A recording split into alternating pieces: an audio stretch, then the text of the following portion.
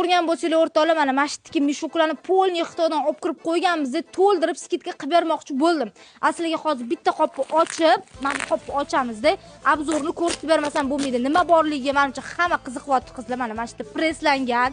Men ustimda kiyib olgan kurtkalarim keldi. Mana bu qopni ham bitta ochaylik. Nima bor ekan bunga qiziqdi, hammasi qizlar. Xullas, videoni oxirigacha ko'rsanglar, bularni hammasini sizlarga skidka qilib chiqazib beraman.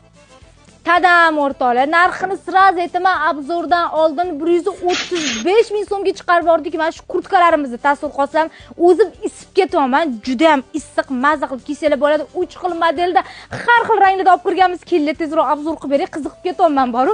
Mana bu rangini qaranglar. Aynan shundan boshlamoqchiman. Razmerni aytib o'tib ketaman. M razmerdan 3XL gacha keladi. Qaranglar, ranglarini qanaqa asallari chiqqan. Qora baribir hadovoy hamma narsadan ketaveradi. Mana bu rangi nima deyapti qizlar? Wow, bunisichi вообще необычный ranglarda kurtkalarimiz kirgan. Bervisi ham bor. Uje klientlarimiz kutib turibdi yonimizda. Tezroq kelib olib ketmasanglar 3 kunda tugab ketsa kerak. Lekin sizlar uchun yana olib kiramiz, xudo xolasa. Lekin mana shu skidkadan tez foydalanib olinglar. 135 ming so'mga chiqqan 3 xil rasvetkadagi ranglari вообще har voy, mana bu cho'qqi rangini qaranglar qizlar. Mana buni boshqacha sumchkali modeli bor ekan, ko'rasizlarmi? Endi mana bu rangini qaranglar. Qorasi yana, bu yoqdagi ranglari menga ham kiyib olganim вообще zo'r turibdi. Menimcha, issiqqina orqalarini ham ko'rsanglar bo'ladi. Kapishonkalari ham bor.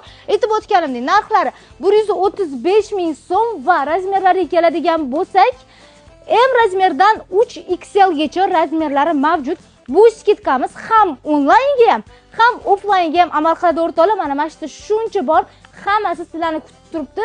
Tez kelib olib ketishga ulguringlar. 12 ta viloyatga dastavkamiz ham ishlaydi. Shoshilinglar.